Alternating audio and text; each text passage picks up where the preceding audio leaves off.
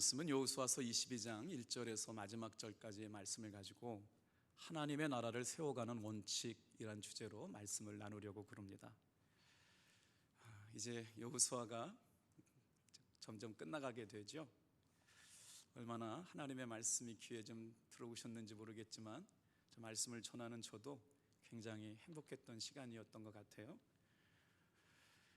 가나안 정복이 일단락됐다라고 할 때 1장에서 12장까지가 전쟁이 일단락됐고요, 그 다음에 13장부터 22장을 어떻게 설명하냐면 각 지파에게 땅을 분배하는 이야기가 22장까지 나옵니다. 정복전쟁 동안 수고했던 공로를 치하는 내용이 22장 4절부터 6절까지 나오고요, 22장 7절에서 9절은 많은 전리품을 세 지파에게, 두 지파 반이죠, 두 지파 반에게 나누어주고 고향으로 돌아가게 하는 내용이 오늘 본문의 말씀에 나오는데, 자, 본문 속으로 한번 들어가 볼까요? 이스라엘 12지파 가운데 요단강을 기점으로 이스라엘 민족이 갈라지게 되는데 9지파 반이 요단강 서편 쪽에 자리를 잡고 있고요, 요단강 동편 쪽에 자리 잡고 있는 지파가 한번 아시는 분대로 한번 해볼까요? 무슨 지파죠? 므낫세 지파, 갓 지파, 르우벤 지파. 그래서 므낫세 반지파는 뭐냐면 서쪽 편에 반지파가 살고 있고요, 동쪽 편에 반지파가 살게 돼서 므낫세 지파, 갓 지파, 르우벤 지파, 그러니까 므낫세 반지파가 살아서 이렇게 요단강 동쪽 편에 두 지파 반이 살고 있다는 내용입니다. 그런데 오늘 말씀에 보면 아주 중요한 문제 때문에 동쪽 편에 살고 있는 이스라엘 민족들과 동쪽 요단강 서쪽 편에 살고 있는 사람들 간에 오해가 생기게 되고 큰 전쟁이 일어날 뻔한 사건이 오늘 아주 중요한 이슈입니다. 지금까지 사람들은 무슨 일을 했느냐? 가나안 족속들과 큰 전쟁을 이제 마쳤는데 말이에요. 그래서 모세에게 역사하시고 순종했던 것처럼 여호수아가 순종해서 축복하고 그들을 돌려보냈어요. 그런데 돌아가다가 요단강 동쪽 편에 사는 사람들이 요단강 서쪽 편 가장 높은 언덕에다가 큰 제단을 짓는 것 때문에 갈등이 생긴 이야기입니다. 이 사건이 발생할 때는 가나안 7년간의 정복전쟁이 일단락되고 땅 분배도 마쳤기 때문에 이제는 약속대로 요단강 동편에 살고 있는 지파 사람들에게 두 지파 반 지파 사람들을 축복하고 돌려보내는 아주 은혜로운 이야기들이 진행되고 있었죠. 우리가 읽지는 않았지만 여호수아서 22장 앞부분에는 르우벤 지파와 갓 지파와 므낫세 반 지파를 불러서 여호수아가 축복하고 돌려보내는 이야기들이 등장하죠. 어떻게 축복해요? 지금까지 앞장서서 우리 여호수아서 처음 읽을 때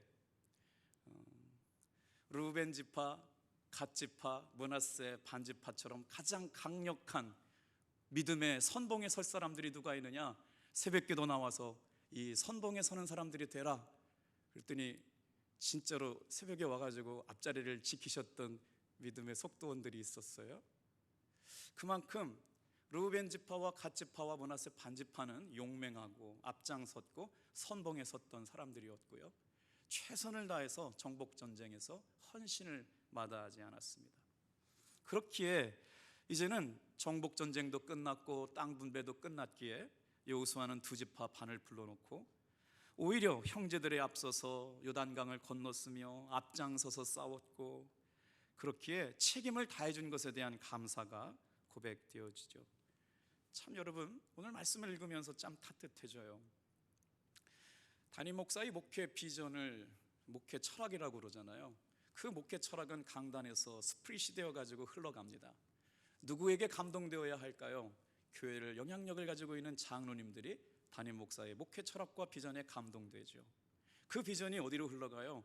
교회를 섬기시는 권사님들에게 흘러가고 교회를 섬기는 집사님들에게 흘러가서 하나님은 무엇을 원하시느냐? 하나님께서 원하시는 하나님의 나라가 이루어져 가는 곳에 드림팀을 만들게 하셨어요.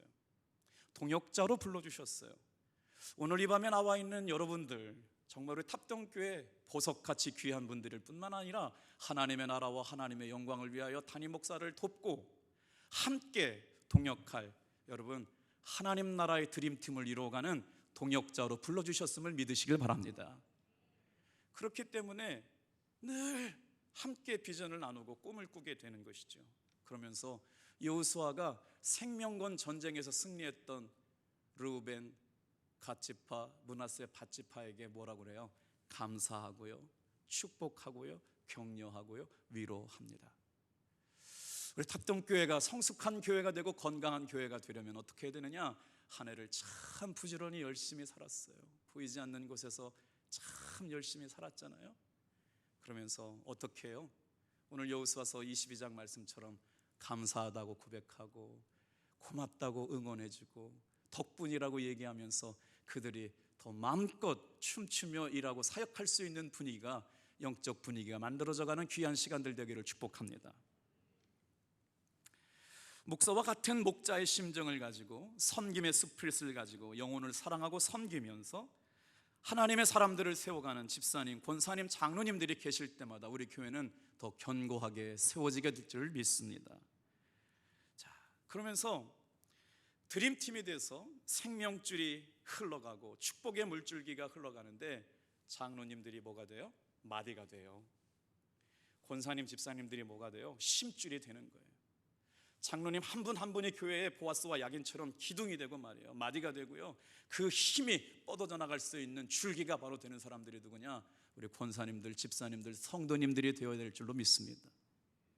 자, 그러면서 여호수아가 두 지파 판을 풀어놓고 부탁을 하는데 어떤 부탁을 해요? 참 칭찬과 격려와 축복의 말을 전하면서 4절 5절 말씀 좀 볼게요. 뭐라고? 고향으로 돌아가게 해요. 7년 동안 집 떠났으니까 얼마나 고생이 많았겠어요? 여러분 4절 5절 같이 한번 읽어볼게요. 시작. 이제는 너희 하나님 여호와께서 이미 말씀하신 대로 너희 형제에게 안식을 주셨으니 그런즉 이제 너희는 여호와의 종 모세가 요단 저쪽에서 너희에게 준 소유지로 가서 너희의 장막으로 돌아가되 오직 여호와의 종 모세가 너희에게 명령한 명령과 율법을 반드시 행하여 너희 하나님 여호와를 사랑하고 그의 모든 길로 행하며 그의 계명을 지켜 그에게 친근히 하고 너희의 마음을 다하며 성품을 다하여 그를 섬길지니라 하고. 이 말씀 어서 많이 본 것 같지 않아요? 이 말씀은 바로 신명기서를 요약해 놓은 말씀입니다. 하나님 나라를 세워가는 원칙 어떻게 해야 될까요? 여호수아는 지금 요단 동편으로 떠나는 두 지파 반 사람들에게 이렇게 명령하는 거예요.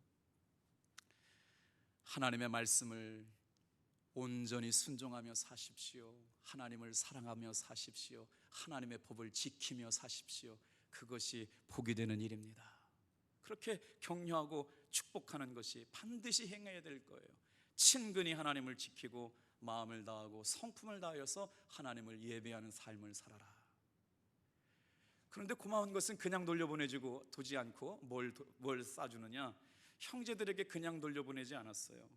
많은 가축을 주었고 금과 은과 구리를 싸고 전리품으로 얻어왔던 의복들을 나눠주면서 가지고 가게 하죠. 그래서 정말 축복된 이별이 진행되고 있는 것입니다. 오늘 사랑하는 성도 여러분, 하나님의 나라를 세워가는 원칙은 무엇일까요? 나를 아껴주고 사랑해주는 그런 한 사람, 우리 교회 안에서 한 사람쯤은 세워놓고 신앙생활하기를 축복합니다. 칭찬과 격려의 말로 그 무엇보다도 그 사람의 영혼을 격려하고 응원하고 세워줄 수 있는 분위기가 세워져야 될 줄로 믿습니다. 여러분, 영적 멘토를 갖는 일은 굉장히 중요합니다. 내가 생명을 바쳐서 그를 응원하고 세워줄 수 있는 멘토가 있는 사람, 오늘 이 저녁에 여러분 하나님께서 기뻐하시는 영적 멘토가 될 뿐만 아니라 하나님께서 나에게 맡겨주신 한 사람의 양, 한 사람의 제자를 길러낼 수 있는 멘티가 있어야 될 줄로 믿습니다. 그래서 이 멘토는 뭐냐? 누군가를 지극히 아껴주는 거예요. 누군가를 지극히 격려해 주는 겁니다. 눈물로 기도해 주는 겁니다. 자기가 가지고 있는 생명을 전해줌에도 불구하고 아깝게 여기지 않는 거예요. 그렇기 때문에 그의 사랑은 고스란히 흘러가서 그의 영혼을 살리고 그의 인생을 바꿔놓는 영적인 멘토가 됩니다. 바라기는 우리 교사들이 그런 영적 멘토가 되기를 축복하고, 우리 석장님들, 목자장이 하나님께서 맡겨주신 양무리들의 멘토가 되어드리기를 주님의 이름으로 축복합니다. 이게 건강한 스피릿이에요. 담임 목사의 말씀을 감사함으로 받아서 아멘 아멘 할 때마다 말씀과 기도로 거룩하여져가는 여러분, 그런 교회.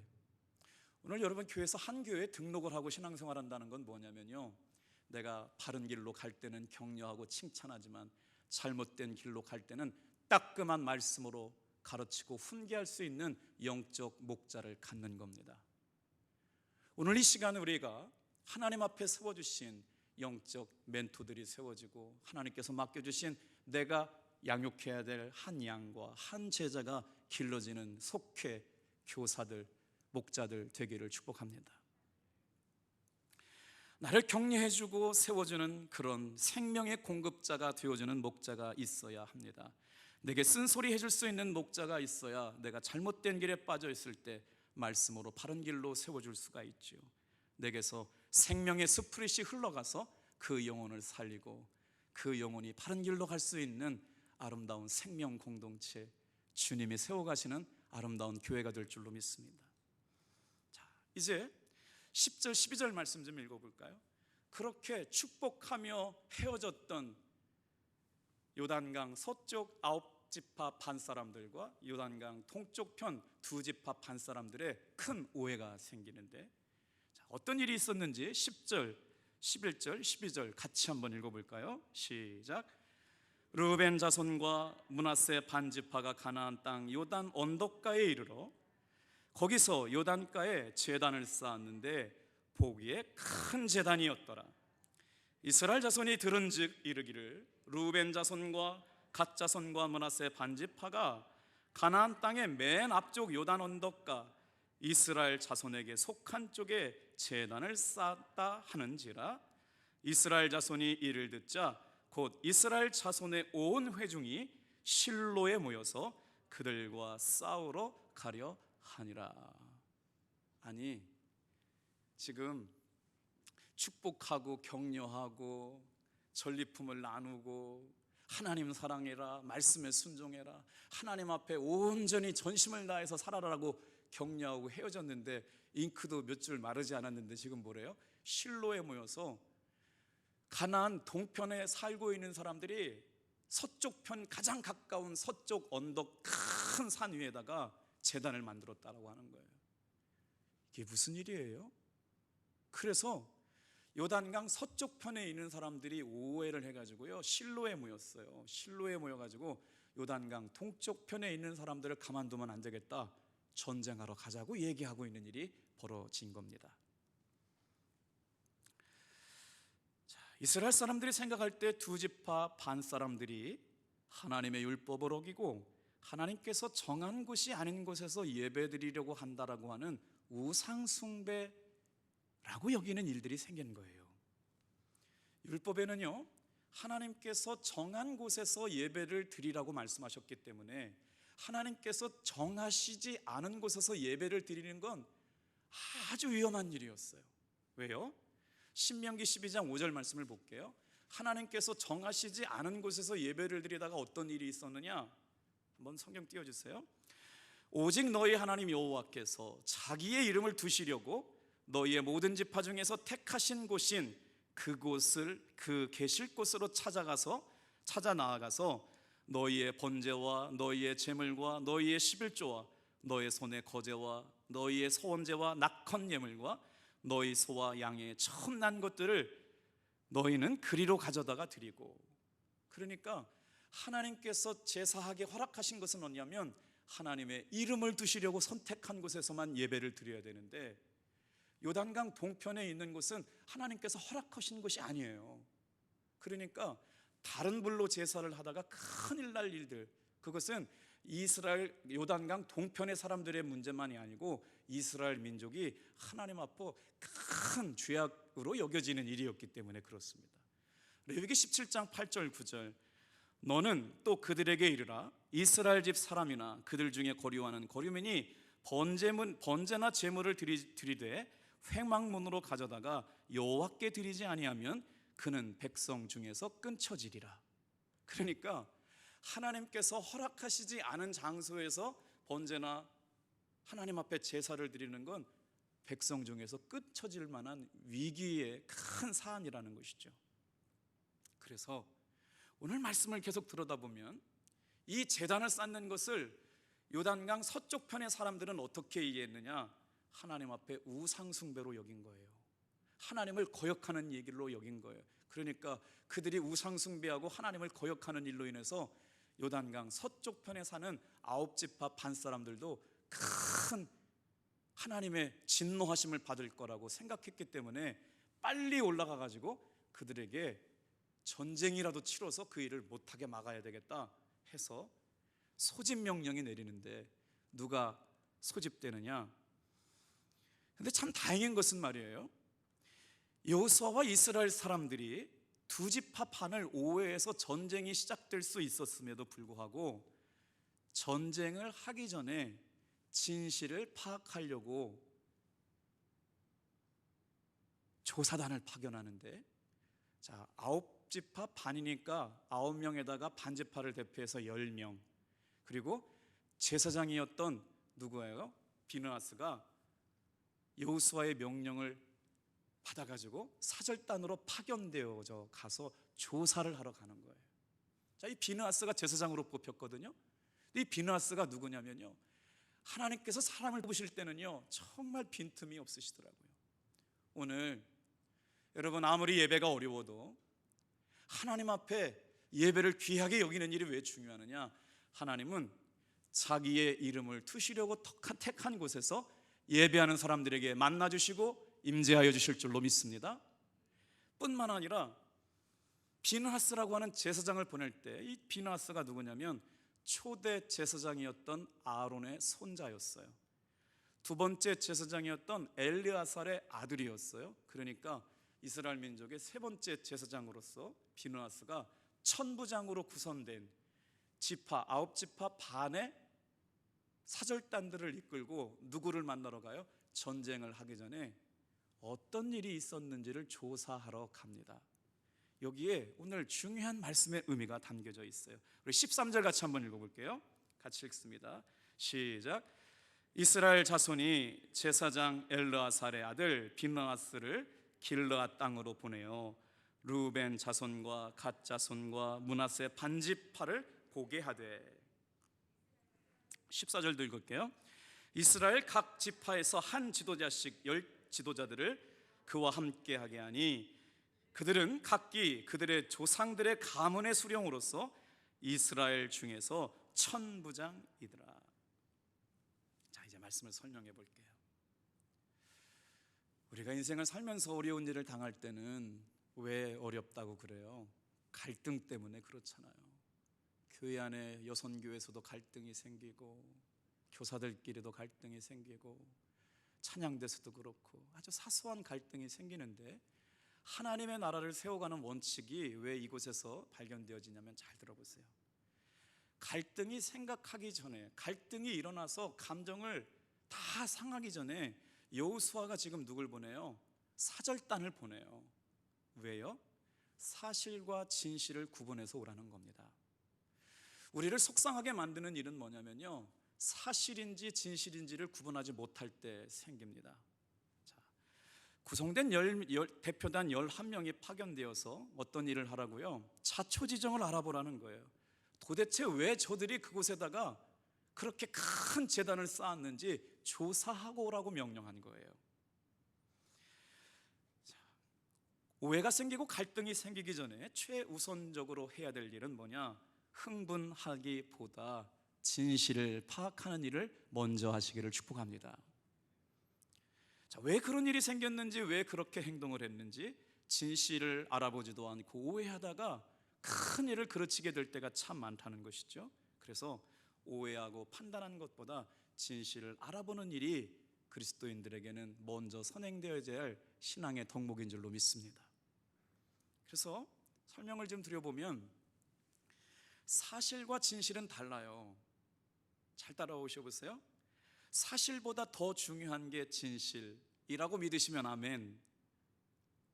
사실보다 진실이 더 중요합니다. 왜요? 사실은 일어난 사건 자체를 말해요. 그런데 진실은 뭐냐? 그것이 일어나게 되었던 의미와 동기를 밝히는 일이에요. 그러니까 사실을 영어로는 팩트라고 그러고요, 사실의 반대말은 허구라고 그래요. 픽션이라고 그래요. 지어낸 이야기라고 그러거든요. 그런데 진실의 반대말은 뭐냐? 거짓말인 거예요. 자, 요단강 동편의 사람들이 큰 제단을 쌓았어요. 그것은 사실입니다. 그런데 소문이 어떻게 들려왔어요? 하나님을 거역하고 하나님을 대적하고 우상을 숭배하고 하나님께서 명령하시지 않은 불로 제단을 쌓으려고 한다라고 하는 건 소문이었어요. 그러니까 여호수아와 그 10명의 파견달 천부장들이 얼마나 지혜로우냐면 사실과 진실을 구분할 수 있는 영적인 안목이 있었다는 거예요. 오늘 이 밤에 나와서 말씀을 듣는 사랑하는 성도 여러분, 인생을 살아가면서 갈등을 해결할 수 있는 피스메이커가 되는 비결이 바로 뭐냐? 여러분, 사실과 진실을 구분할 수 있는 안목이 길러지기를 주님의 이름으로 축복합니다. 그래서 조사를 하다 보니까 어떻게 밝혀지느냐? 요단 동쪽으로 돌아갔던 두 지파 반 사람들이 강변에 큰 제단을 쌓은 것은 사실이에요. 그런데 진실은 뭐였느냐? 하나님을 떠나거나 우상 숭배하거나 요단 서쪽에 있는 사람들을 대적하려고 했지 않았다라고 하는 게 진실이라고 하는 것이 밝혀집니다. 오늘 여러분, 소문만 가지고 사람을 판단하고 오해하지 않고 감정이 앞서서 일을 그르치는 일이 우리 가운데 얼마나 많아요. 오늘 이 말씀을 통해서 하나님의 나라를 이루어가는 사람들의 지혜, 원칙이 어디 있느냐? 정말 교회 안에서도 이제 일꾼을 뽑고 새로운 속회를 조직하고 집사님, 권사님, 장로님들을 뽑는 일이 우리 가운데 있잖아요. 여러분, 하나님께서 정말 인정받을 만한 일꾼, 준비되고 예비된 하나님의 사람들이 세워져서 이렇게 하나님의 나라를 세워가는 가운데 감정에 앞서지 않고 사실보다 진실에 관심을 갖는 지혜로운 성도들이 세워질 수 있기를 주님의 이름으로 축복합니다. 그래서 그리스도인들은 항상 사실도 중요하지만 사실보다 진실의 문제에 관심을 갖고 판단하는 것이 굉장히 중요하죠. 그런데 세상의 뉴스는 어때요? 사실은 진실을 다 보도하기보다는 사실만을 보도할 때가 많아요. 자, 이제 이렇게 설명이 돼요. 사실은 두 지파 반 사람들이 여호수아가 보낸 제사장 엘르아살과 10명의 천부장을 모아놓고 저희는 억울합니다, 우리는 그렇지 않았습니다, 흥분하지 않았어요. 오늘 말씀에 보면 들으러 가는 사람의 마음의 태도뿐만 아니라 그의 오해를 갖고 오는 사람들을 맞이하는 사람들의 태도도 참 귀감이 됩니다. 오해를 받는 사람들도 들으려고 했고 오해하는 사람도 들으려고 했던 태도가 하나님의 나라를 이루어가는 원칙인 줄로 믿습니다. 우리 한번 요단강 서동쪽 편에 살고 있는 두 지파 반 사람들이 반응한 일, 오해받을 때 어떻게 반응했는지 한번 16절부터 18절을 단숨하게 읽을까요? 시작.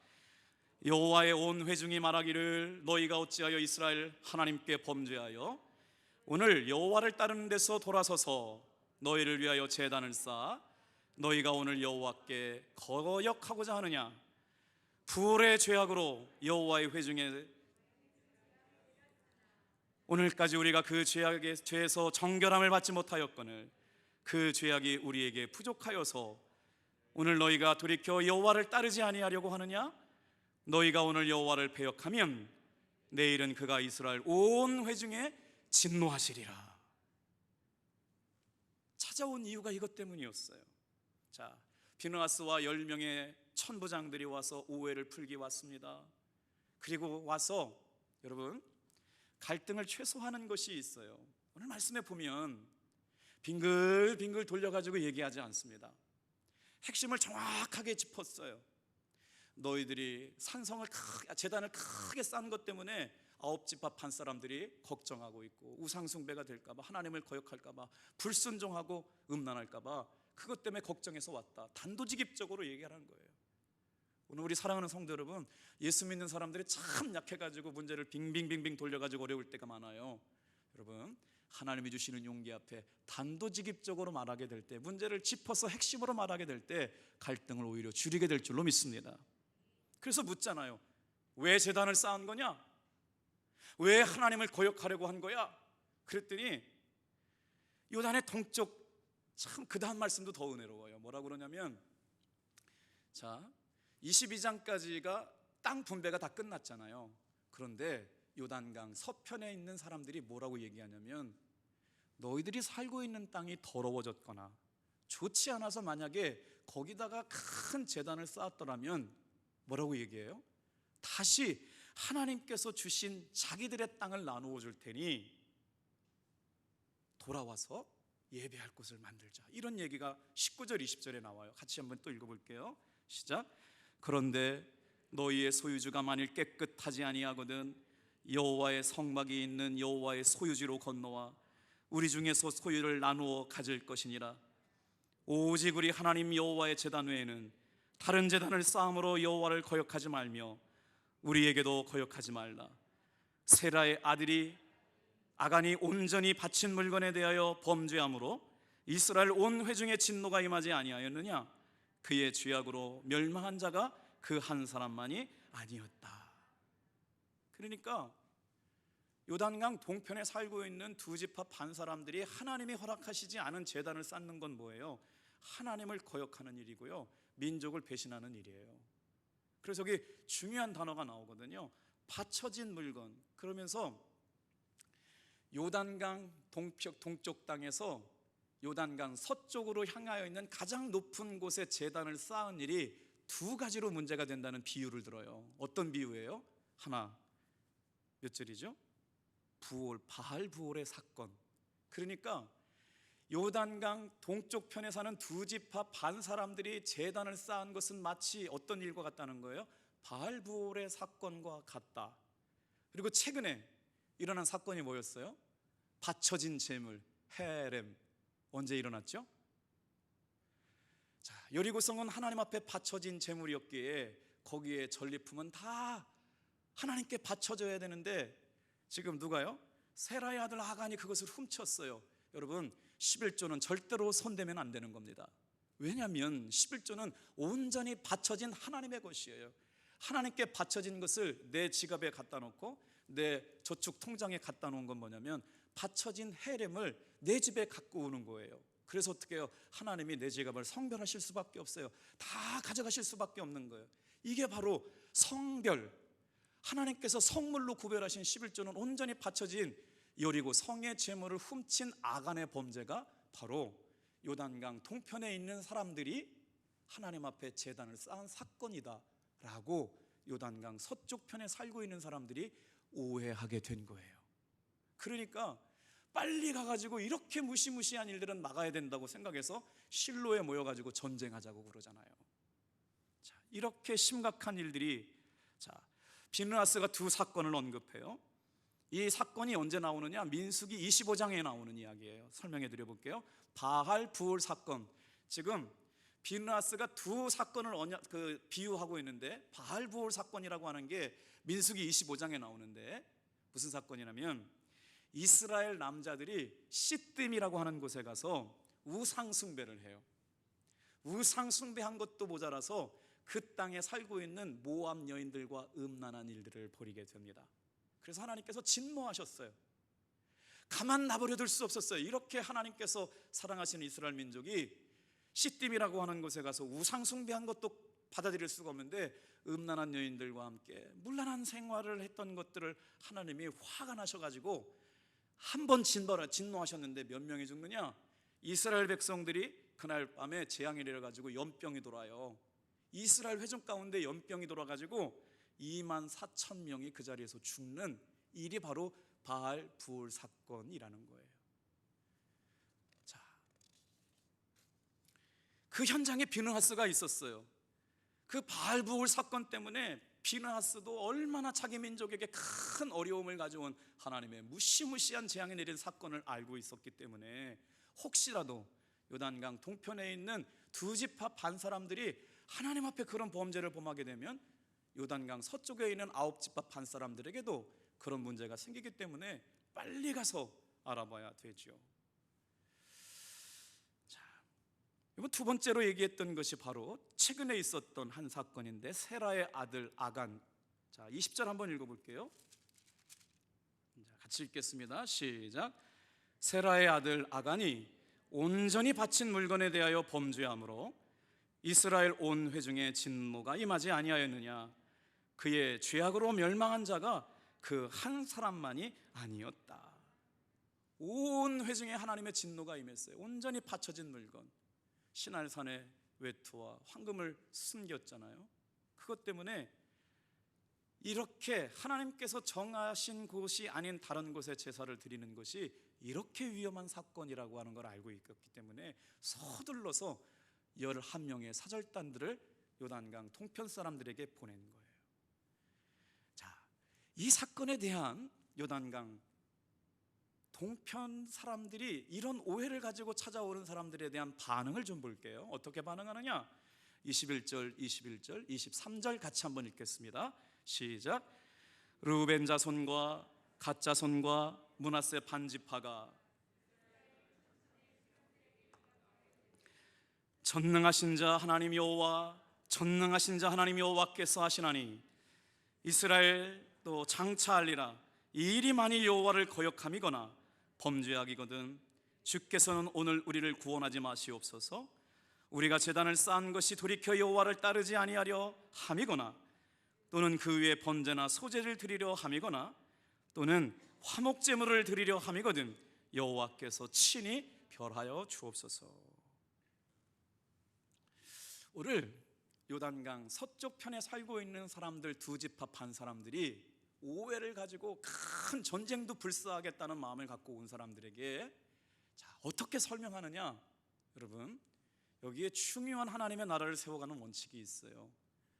말하려고 하는 사람도 오해하지 않았고 설명하려고 하는 사람도 감정으로 휩싸이지 않아서 정확한 진실을 얘기하기 시작합니다. 사랑하는 성도 여러분, 사실이 아닌 소문에 오해해서 마음 상하고 미워하는 일들 생기지 않게 되길 바랍니다.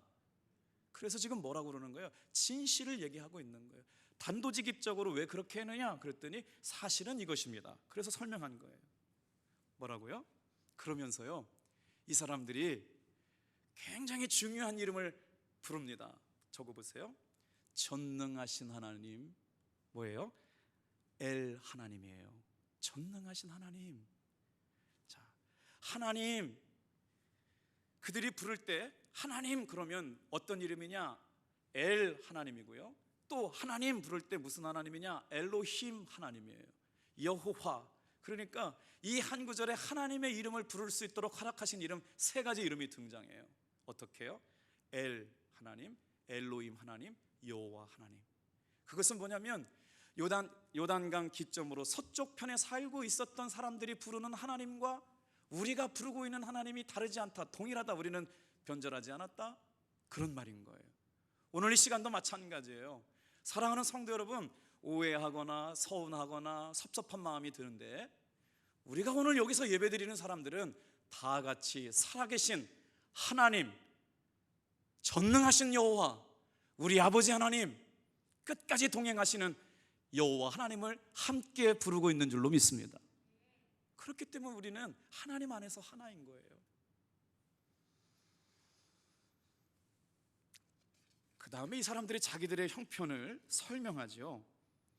우리가 이렇게 제단을 쌓을 수밖에 없었던 것은 너희 서쪽 지파 사람들이 이제 너희들은 이스라엘 사람들이 아니고 너희는 여호와 하나님과 상관이 없는 사람이라고 혹시 말할 때 증거를 삼기 위해서 이 제단을 만들었다. 이 제단은 실제 제사를 위해서 만든 것이 아니고 모형 제단이다.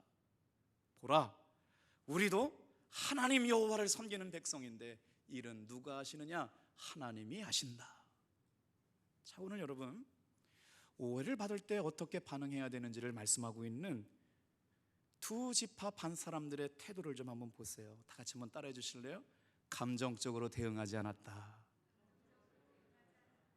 오늘 여러분 직장 안에서, 교회 안에서 여러 가지 환경 가운데 문제를 만날 때, 오해를 받을 때 감정적으로 대응하지 않아야 합니다.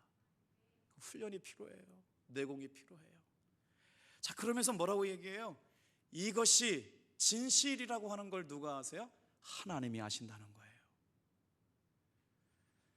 전능하신 자 하나님, 여호와 하나님, 전능하신 자 하나님, 여호와의 하나님, 계속 이름을 반복하면서 이 일은 하나님께서 알아주시는 일이라고 고백하지요. 여선교회 회장하면서 억울하게 힘들었던 것들, 몰라서 눈물로 기도해야 되는 것들, 속해 이끄시면서 목자의 마음 몰라줘가지고 속상하고 애타했던 일들 많으셨죠. 참 성가대, 찬양대, 교사, 교회 주방 섬기면서 1년 동안 얼마나 애를 쓰셨어요. 여러분, 사람은 몰라줘도 하나님이 하시는 것으로 위로받으시길 바랍니다. 그래서 세워주신 사람들을 격려하고 칭찬하고 응원해주는 일이 굉장히 중요한 거예요. 그러면서 어떻게 해요? 감정적으로 대응하지 않고 하나님께서 하신다는 걸 설명했을 뿐만 아니라 이유를 자세하게 설명해 줬어요. 왜 우리가 모형재단을 만들 수밖에 없었는지 설명을 합니다. 근데 우리나라 사람들은 거두절미하고 말할 때가 참 많아요. 그걸 다 말로 해야 하나? 그렇죠? 그러다 보니까 오해할 때가 참 많아요. 오늘 이 말씀을 듣는 사랑하는 성도 여러분, 이런 오해를 받을 때, 전쟁이 일어날 수 있는 위기 가운데 여자들도 특별히 감정이 상했을 때는 잘 설명을 하려고 하지 않는 것들이 있더라고요. 오늘 우리 교회가 하나님이 세워가시는 거룩하고 아름다운 공동체가 될 때 잘 이해할 수 있는 마음도 갖고 잘 설명할 때 들어줄 수 있는 넓은 마음도 갖게 되기를 축복합니다. 그래서 이 일이 어떤 결과를 가져오는지 보고 말씀을 마칠게요.